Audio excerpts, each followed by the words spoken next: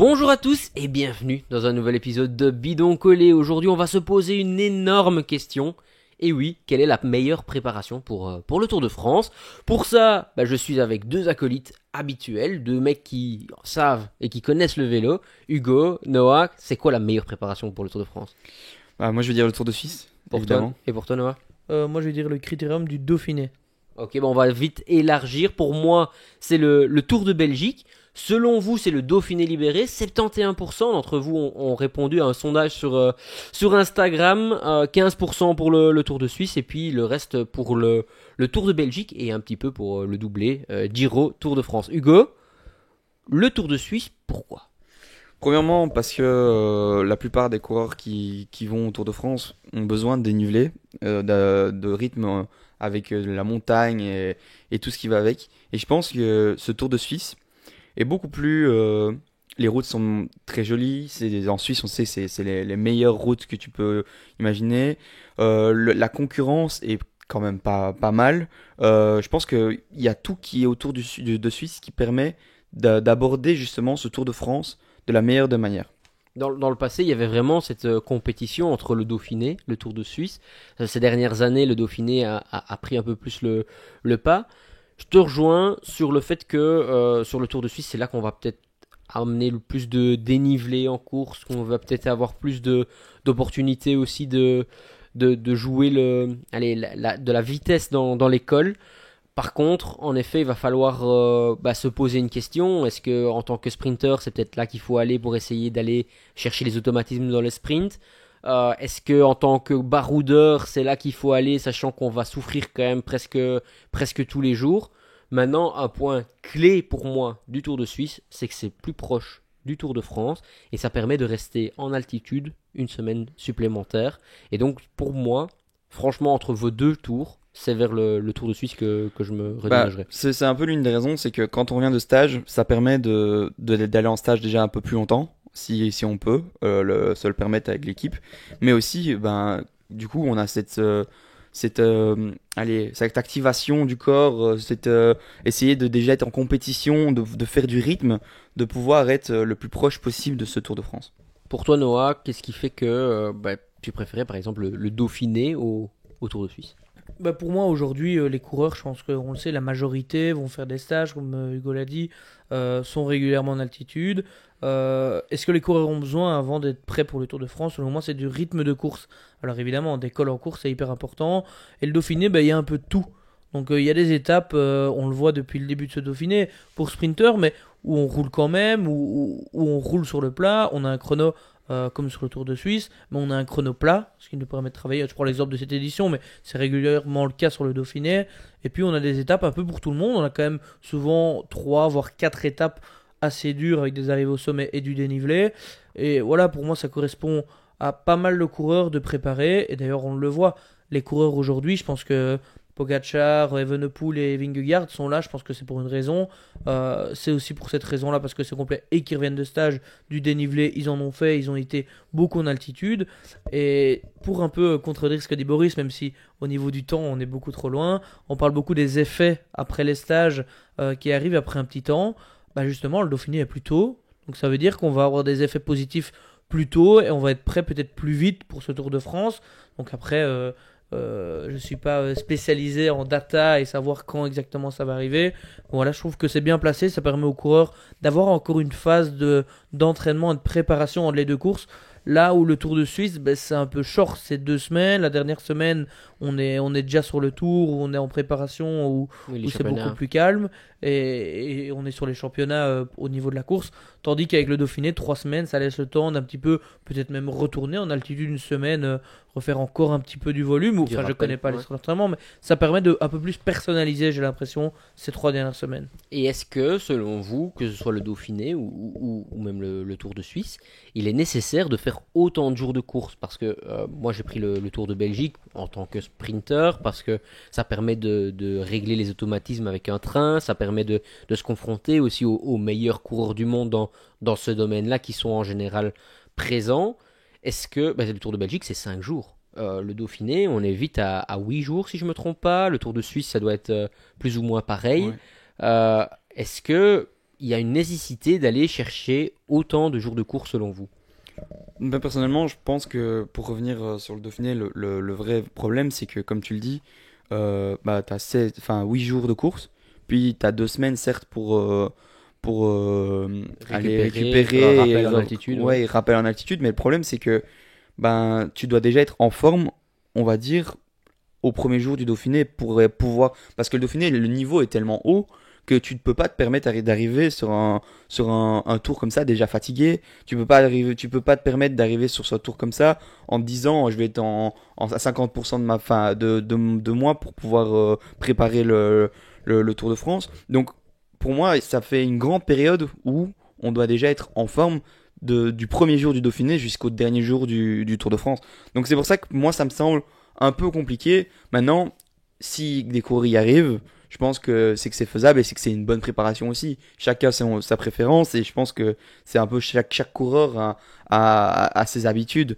Mais ça, personnellement, si je devais être un grimpeur et de viser le Tour de France, même peut-être un sprinter qui joue le maillot vert, j'essaierais de faire le tour de Suisse. Ouais, surtout si on est en manque de rythme et de kilomètres. Par exemple, Arnaud Delis, c'est tout à fait logique maintenant. Des coureurs comme Tim Merlier qui sont déjà bien en forme. Jonathan Milan, en fonction de la condition. Moi, je serais quand même retourné vers le Tour de Belgique. Le Dauphiné, autre point positif pour le Dauphiné, bah, c'est là où à l'heure actuelle tout le monde est. Et c'est là où tu peux, enfin tout le monde, en tout cas les trois plus grands coureurs de classement généraux, tu peux te juger par rapport à eux. Par exemple, aujourd'hui, Enric Mas, il est sur le Dauphiné. On le cite très peu comme parmi les favoris, mais en tout cas, il sera, après ce week-end, bah, à combien de temps il est des Tadej Pogacar, des Jonas Vingegaard sur une semaine.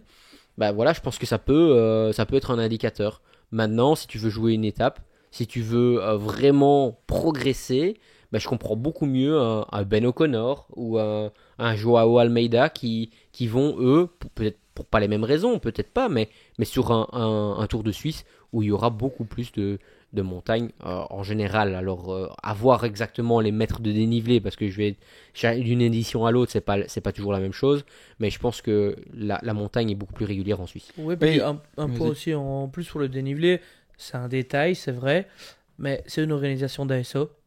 T'es déjà dans le mood Tour de France, t'as déjà un maillot jaune, t'as déjà un maillot vert. Ça rejoint un peu l'argument que t'as dit, Boris, avec le fait d'un peu se battre contre les autres, contre entre guillemets les mêmes autres favoris qui seront présents sur le Tour. Et je pense que toute cette atmosphère, bah, psychologiquement, t'es déjà un peu dans un mood du Tour de France. On y arrive, il y a plus de gens sur les routes, les enfants sont peut-être déjà presque en vacances, on est déjà dans un mode où il fait déjà chaud. Puis même l'organisation Tour de France, je pense que ça joue aussi un petit peu dans la tête d'être dans cette organisation-là. C'est certain que certains coureurs vont privilégier ASO qu'un autre événement. Vu l'ampleur qu'ils ont dans le cyclisme, c'est vraiment très très très important. Je reviens juste moi sur le Tour de Belgique. Je pense que c'est une très très bonne préparation pour certains coureurs. Comme on pourrait parler de coureurs qui ont besoin de confiance, de retrouver leur sprint, comme Arnaud Démare par exemple, qui pourrait aller au Tour parce que son équipe va le mettre, mais qui a besoin de cette confiance, de ce sprint, d'automatisme comme on le dit. Moi je trouve peut-être bien aussi que Arnaud aille sur le Tour de Suisse, mais j'aurais peut-être aussi aimé qu'il aille sur Arnaud Delis, ouais. Qu'il aille sur ce Tour de Belgique. C'est des petits coureurs, enfin pas des petits coureurs, mais c'est des coureurs qui ont besoin à l'heure actuelle de confiance et de retrouver des choses qu'ils savent faire. Et c'est pour ça que c'est important d'aller au Tour de Belgique. Maintenant, ce qui me fait peur avec le Tour de Belgique dans cette préparation, c'est qu'on peut tout perdre sur une étape. Et c'est important que ce soit pour les équipiers ou pour les leaders sprinters, parce que c'est des étapes qui, malheureusement, un sprint, c'est beaucoup plus de risques que le reste. Ouais, non, je te rejoins sur cette nervosité. Maintenant, quand on a l'habitude de rouler à ce niveau-là de nervosité, ça permet d'être prêt aussi le premier jour, parce qu'il faut savoir que les sprinters, ils vont arriver le premier jour. On le sait tous, hein, Pogacar va avoir ses 6 coureurs devant lui, Remco Evenepoel va avoir 5 puisqu'il va y avoir Tim Merlier qui va faire son sprint, et puis après il y aura sûrement Roglic qui aura aussi 4 coureurs devant lui, et puis toute l'équipe Visma, et puis là-dedans on aura encore et Lidl Trek et tous les autres sprinters du monde, Intermarché et ainsi de suite. Et donc du coup, quand on a connu cette bataille pour prendre sa place pendant une semaine, bah, je pense qu'ils vont avoir les coups des franges pour le faire le premier week-end. Maintenant, je ne veux pas dire que Jonathan Milan et tous les coureurs qui ne vont pas faire le Tour de France, le Tour de Belgique, pardon, n'auront pas cette nervosité. Mais malgré tout, on le sait, après quelques kilomètres où on n'a pas fait, après quelques courses où on n'a pas fait de sprint, c'est quand même difficile de revenir avec des mécanismes, même si les kilomètres en montagne c'est aussi important. Une équipe qui doit vraiment se montrer, c'est Intermarché Wanty, je pense, sur ce Tour de Belgique, parce que il faut qu'ils se relancent pour le Tour de France. Ça va peut-être aider pour la sélection, même si je pense qu'elle est déjà faite, et aussi de retrouver ce train qui emmenait Girmay, peut-être retrouver Girmay à ce niveau-là. Ouais, tout à fait. Girmay, on en parlait ce mercredi. Il y a quand même des grosses inquiétudes et c'est à lui de nous reprouver qu'il a le niveau pour être au plus haut du niveau du World Tour. Ouais. Ouais, bah sinon, je te rejoins assez bien sur le Tour de Belgique, en tout cas pour les sprinters ou pour des gars qui ont besoin de confiance. Puis même, c'est encore une fois un détail, j'en dis beaucoup aujourd'hui, mais par exemple, on prend l'exemple d'un Tim Merlier, bah, quelque part il court à la maison, c'est l'occasion de voir sa compagne, parce qu'on va partir pendant 1 mois et demi, pendant 1 mois sur le Tour de France sans vraiment voir sa famille. Bah, ça compte aussi dans le psychologique d'un coureur de faire ces derniers moments de préparation à la maison, de dormir chez lui le jour avant, de rentrer dormir peut-être chez lui le jour après. Donc ça, je pense que ça joue aussi sur ces coureurs, sur ce choix-là. Ouais, tu as raison, surtout qu'avec le cyclisme actuel, il y a les stages de pré-saison, il y a les stages d'altitude. Si après Tim Merlier repartait encore au Dauphiné, puis repartait en stage d'altitude, puis les championnats, finalement, pendant 2 mois, il voit pas sa famille. Donc c'était un très bon point. Les gars, on peut peut-être parler du Tour de Suisse, qui est vraiment la course qui commence ce week-end. Et là, est-ce que vous dégagez un clair favori sur ce Tour de Suisse? Bah, je pense qu'il y a un nom qui revient beaucoup, c'est quand même Joao Almeida, parce que il a déjà prouvé cette année qu'il était très très très fort. L'année dernière, il fait encore des résultats de fou avec top 4 ou top 5 au Tour de France. Je pense qu'il fait 4. Ouais. Ouais, 4, donc c'est fou. Je pense qu'il est très fort. Il y a un dernier chrono en côte, ça peut lui convenir quand même si je pense que tous les chronos lui conviennent. Donc pour moi, c'est quand même le numéro 1 des favoris que je peux sortir. En plus, Noah, il va être très bien entouré. Jay Vine, Jan Christen. Est-ce que Jan Christen, à domicile, pourrait faire un peu comme Del Toro, Isaac Del Toro, sur ce Tour de Suisse et essayer de perturber un peu les plans des autres coureurs de Grand Tour? Bah, je pense que c'est possible. Tu l'as dit, il est à domicile, c'est une course d'une semaine. Comme on le sait, il est très talentueux. Puis, comme on l'a vu avec Del Toro et pas que, les dernières courses, quand il n'y a pas vraiment un gars qui sort du lot, c'est assez ouvert. On l'a vu sur ce Giro, mais j'ai l'impression que les courses, là, comme tu l'as un peu introduit pour parler de ce Tour de Suisse, il n'y a pas spécialement un gros nom qui sort du lot. On parle un peu plus d'Almeida. Il semble ressortir comme un peu le favori, mais on ne sait pas du tout où en sont les autres. Il y a des gars qui reviennent de plus loin. Skelmos qui a plus couru depuis Liège-Bastogne-Liège, par exemple, et c'est un exemple parmi tant d'autres. Donc, je pense qu'il y a beaucoup d'inconnus, comme dans beaucoup de courses pour le moment, parce que c'est soit des courses de reprise, soit des courses de fin de cycle. Et donc, je pense que oui, ça pourrait clairement être le cas, et ça serait encore une fois beau à voir de voir un petit gamin de chez UAE un peu détrôner les plus anciens, même si Almeida est pas si vieux que ça. Ouais, je te rejoins tout à fait. Quels seraient les outsiders que vous voyez sur cette start list? Tu as déjà parlé de Matthias Kelmos, on peut parler de Tao Gegenhardt aussi, qui vient de faire un super tour de Slovénie. Lennart Kämna qui va compléter cette équipe Lidl Trek. Est-ce que vous avez d'autres outsiders? Ben O'Connor que j'ai déjà mentionné. Ouais, Ben O'Connor, que j'allais le dire, Vlasov, qui est là avec l'équipe Bora, qui doit aussi se relancer parce qu'il est temps pour cette équipe. Moi j'aimerais bien quand même revenir sur le Lidl Trek comme tu le dis. En fait, je pense que cette Lidl Trek va vraiment être très forte parce que pour l'instant, depuis le début de saison, ils n'ont pas loupé un seul objectif. Et je pense que ça va être comme ça jusqu'à la fin de saison. Et c'est pour ça que j'ai énormément de confiance en Skelmos pour le Tour de France et pour ici le Tour de Suisse. Donc ici, quand on fait la vidéo, toute la composition de l'équipe n'est pas encore officielle, mais je pense qu'ils vont, si l'équipe qui est mise, enfin est sélectionnée, c'est qu'il y a une raison, parce que dans cette équipe, tout le monde est vraiment fort en fait. Ouais. Chez AG2R, enfin Decathlon AG2R, on a aussi Félix Gall, Ouais. qui doit se prouver, qui, l'air de rien, a eu pas mal de compétitions en interne l'année passée, qui cette année a le rôle de leader unique. Est-ce qu'on peut s'attendre à un Félix Gall vainqueur sur ce Tour de Suisse? C'est le genre de course qui lui correspond bien. Oui, Donc, ouais, s'il je est en pense. forme, je pense que ça peut bien Je lui pense, mais le correspondre. problème, c'est qu'une semaine, c'est quand même fort court pour lui. Souvent, il est mieux en deuxième, troisième semaine, quand on est sur un grand tour. Mais je le vois bien dans le top 5, en tout cas, c'est certain. Et il est dans les 5 noms qui reviennent le plus.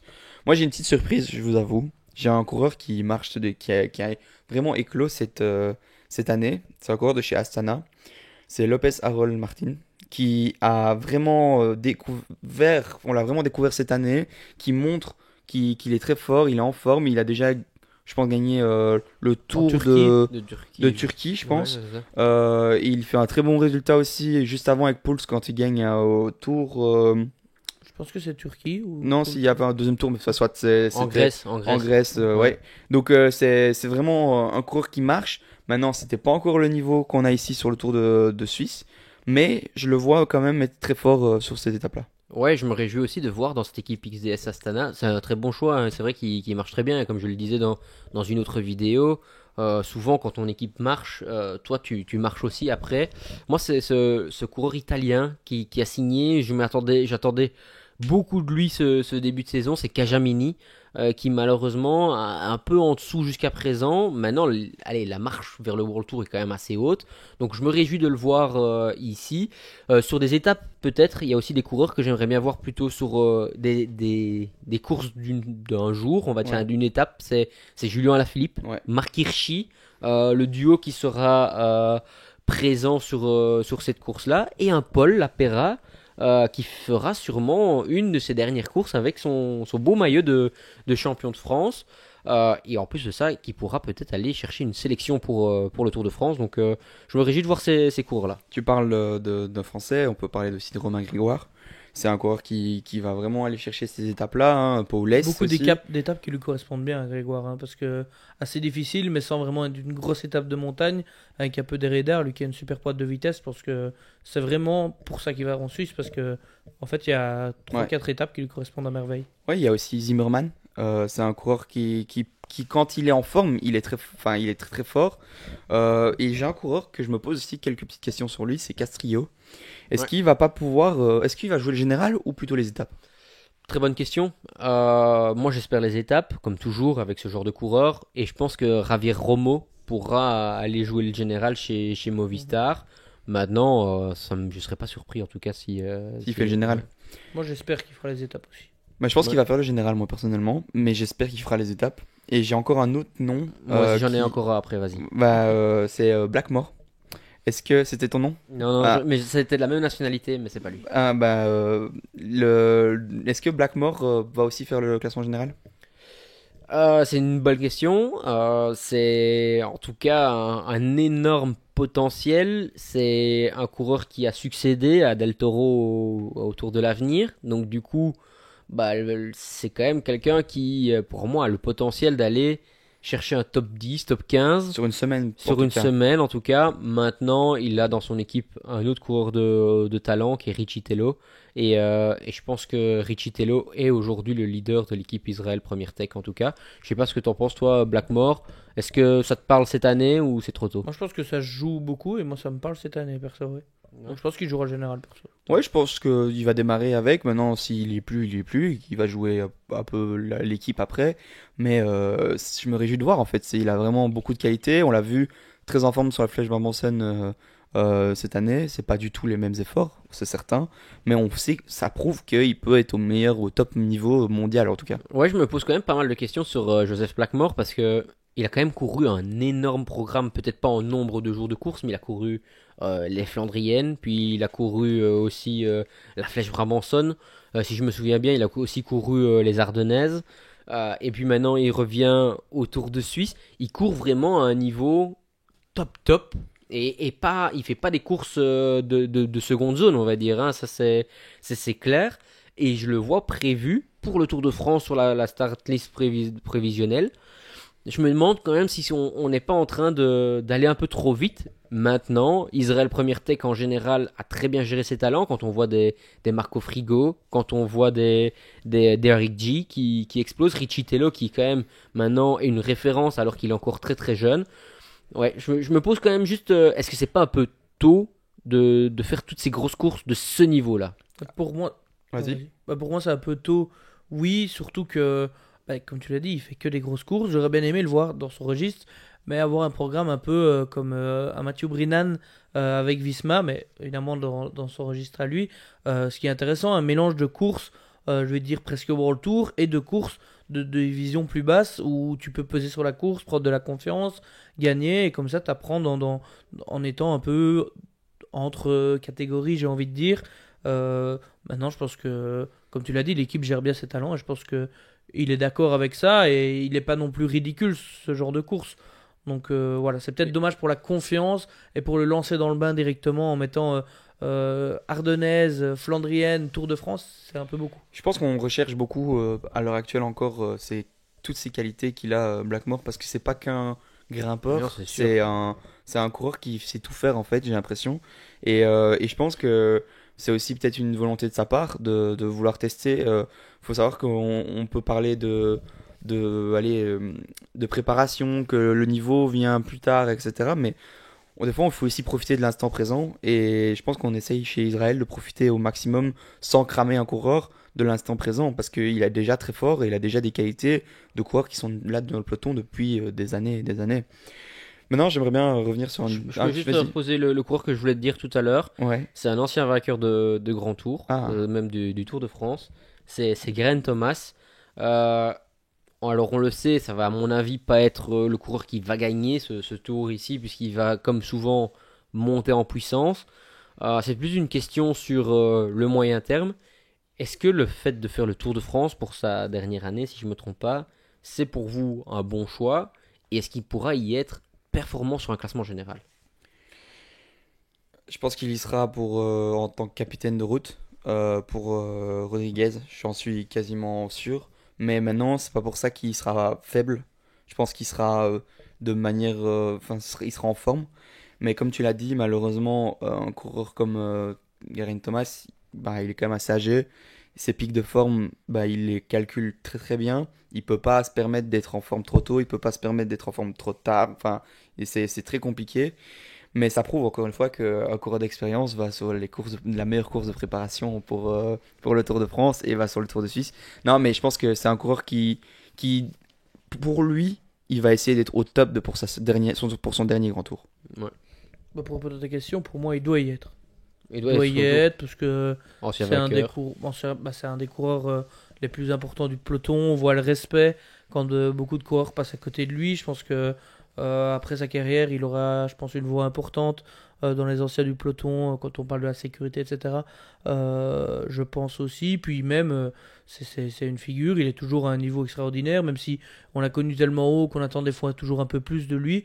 Mais moi, je pense que, en fait, t'as raison, Hugo. Je pense comme capitaine de route ou comme équipier de Oh, luxe. pour moi, il sera euh, leader quand même, hein.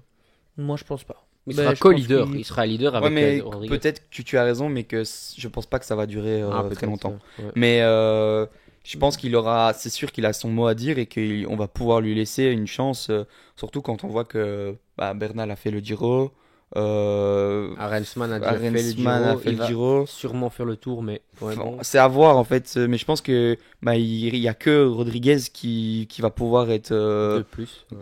Ouais, mais C'est je pas- pense, c'est trop je léger, pense ouais. que Rodriguez sera le numéro un.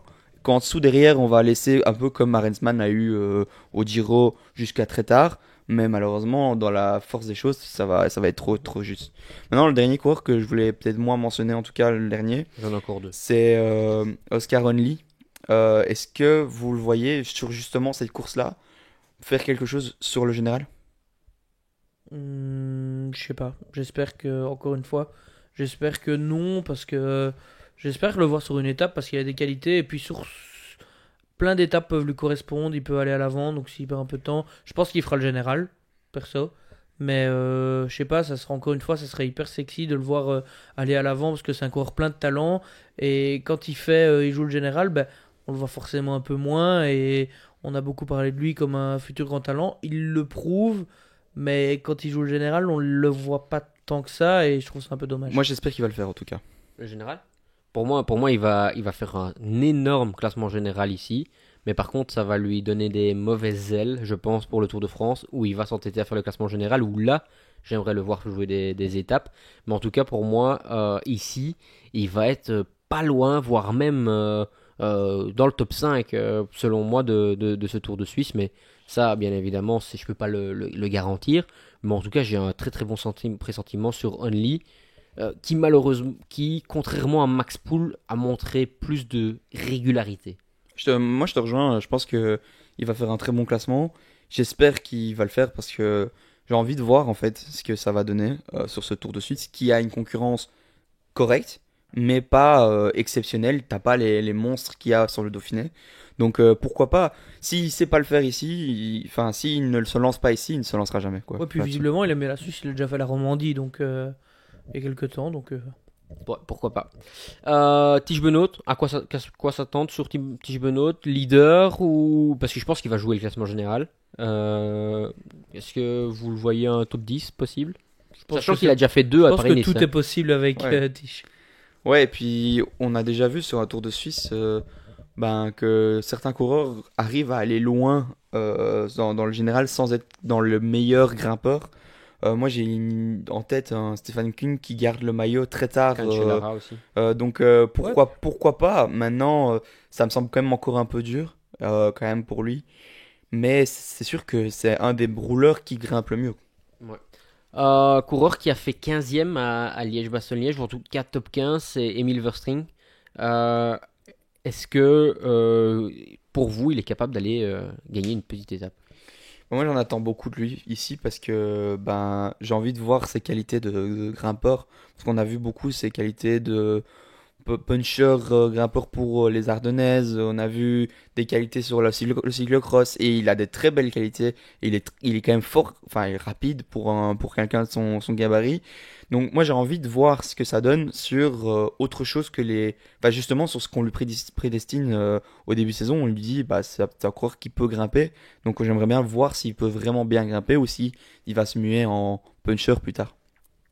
Ouais, je suis plus ou moins d'accord avec toi, je te rejoins et je pense qu'il aime bien être un peu baroudeur à l'avant et il peut être très fort dans des groupes d'une dizaine de coureurs par exemple, que ce soit en pointe de vitesse, que ce soit en anticipant dans une bosse de loin, vu qu'il semble quand même relativement complet malgré sa grande taille.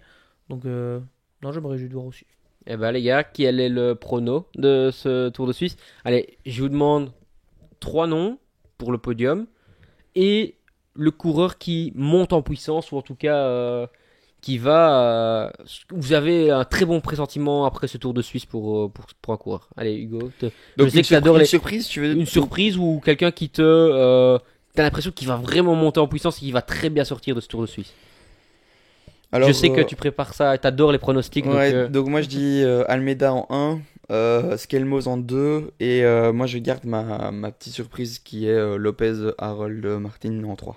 Parce que Astana, depuis le début de saison, j'ai même pas besoin d'expliquer comment ils sont et ça va, ils vont montrer qu'ils sont vraiment au-dessus du lot encore une fois.